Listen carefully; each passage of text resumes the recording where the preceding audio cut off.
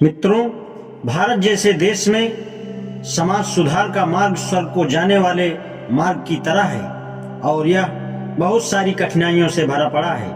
भारत में समाज सुधार कार्य में सहायता करने वाले मित्र कम होते हैं, लेकिन आलोचना करने वाले अधिक हैं। आलोचना करने वाले भी दो तरह के होते हैं, एक राजनीतिक सुधारक और दूसरे समाजवादी सुधारक। एक समय था जब यह माना जाता था कि सामाजिक कुशलता या दक्षता व निपुणता के बिना किसी दूसरे कार्य क्षेत्र में अस्थायी प्रगति संभव नहीं है और सामाजिक कुरीतियों के कारण जो बिगाड़ पैदा हुआ है उससे हिंदू समाज में सामाजिक सामर्थ्य नहीं रहा है। इसलिए इन कुरीतियों को जड़ से उखाड़ने के लिए लगातार संघर्ष किया जाना जरूरी है। इस सच्चाई को स्वीकार कर लेने के ही कारण राष्ट्रीय कांग्रेस की स्थापना के साथ सामाजिक सम्मेलन सोशल कॉन्फ्रेंस की नींव रखी गई थी। कांग्रेस देश के राजनीतिक संगठन की कमजोरियों के बारे में बताती थी और सोशल कॉन्फ्रेंस हिंदू समाज के सामाजिक संगठन की कमजोरियों को दूर करने के प्रयास करती थी। कुछ समय तक कांग्रेस और कॉन्फ्रेंस दोनों ही एक कार्य को दो अंगों की तरह मिलकर काम करती रही। दोनों का वार्षिक सम्मेलन भी एक मंच पर होता था, लेकिन जल्दी ही ये दो पक्ष दो पार्टियों में बदल गए थे। एक राजनीतिक सुधार पार्टी और दूसरी सामाजिक सुधार पार्टी, दोनों में बाद में जोरदार विवाद छिड़ गया।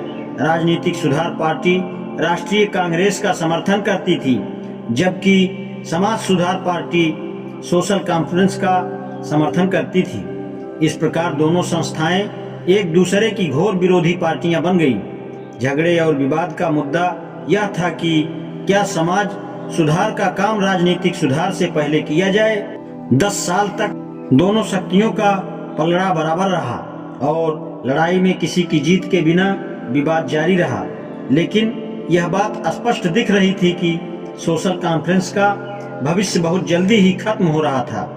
जो लोग सोशल कॉन्फ्रेंस के सम्मेलनों में अध्यक्षता करते थे वे शिकायत करते थे और इस बात से दुखी थे कि अधिकतर पढ़े लिखे हिंदू राजनीतिक प्रगति तो चाहते हैं, लेकिन समाज सुधार के प्रति उदासीन हैं। इसमें उनकी कोई रुचि नहीं है। इसलिए कांग्रेस में भाग लेने वालों की संख्या बहुत अधिक होती थी और उससे सहानुभूति रखने वालों की संख्या उनसे भी अधिक थी, लेकिन सोशल कॉन्फ्रेंस में शामिल होने वालों की संख्या उनके मुकाबले में बहुत ही कम थी।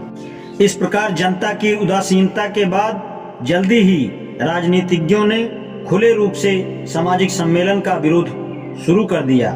कांग्रेस पहले सामाजिक सम्मेलनों के लिए अपना मंच उपलब्ध कराती थी, लेकिन दिवंगत माननीय तिलक के विरोध करने पर कांग्रेस ने अपना मंच देना भी बंद कर दिया।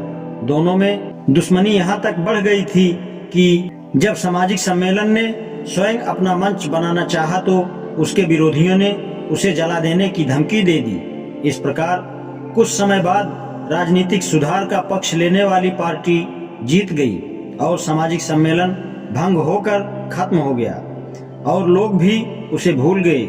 सन 1892 में मिस्टर WC बनर्जी इलाहाबाद में हुए कांग्रेस के 8वें अधिवेशन के अध्यक्ष हुए थे। उन्होंने उस समय जो भाषण दिया था वह एक प्रकार से सोशल कॉन्फ्रेंस की मौत का अंत्येष्टि भाषण था, यानी शोक संदेश की तरह था। यह भाषण कांग्रेस के व्यवहार का इतना सटीक उदाहरण है कि मैंने इसमें निम्नलिखित अंशों का वर्णन करने का साहस किया है। भाषण में श्री बनर्जी ने कहा था, मैं उन लोगों के साथ सहमत नहीं हूँ या उनसे सहानुभूति नहीं रखता जो यह कहते हैं कि जब तक हम अपने सामाजिक ढांचे में सुधार नहीं करते तब तक हम राजनीतिक सुधार के योग्य नहीं हो सकते। लेकिन इन दोनों के बीच कोई संबंध नजर नहीं आता है। क्या हम राजनीतिक सुधारों के लिए सिर्फ इसलिए योग्य नहीं हैं क्योंकि हमारी विधवा स्त्रियों का पुनर्विवाह नहीं होता और दूसरे देशों की अपेक्षा हमारी लड़कियां छोटी उम्र में ब्याह दी जाती हैं, या हमारी पत्नियां और पुत्रियां हमारे साथ कारों में बैठकर हमारे मित्रों से मिलने नहीं जाती, या यह कि हम अपनी बेटियों को ऑक्सफोर्ड या कैम्ब्रिज यूनिवर्सिटी नहीं भेजते। माननीय बनर्जी ने राजनीतिक सुधारों का जिस प्रकार समर्थन किया था वह मैंने ऊपर बता दिया है। उस समय अनेक लोग ऐसे थे और अब भी हैं जो इस विषय में कांग्रेस की जीत देखकर खुश थे, लेकिन जो लोग सामाजिक सुधार के महत्व में विश्वास रखते हैं वे पूछ सकते हैं कि क्या मिस्टर बनर्जी की बात का कोई उत्तर नहीं है? क्या इससे सिद्ध होता है कि जीत उन्हीं की हुई जो सच्चे थे? क्या इससे कोई निष्कर्ष साबित हो जाता है कि सामाजिक सुधार का राजनीतिक सुधार से कोई संबंध नहीं है? आज इतना ही, शेष कल। धन्यवाद।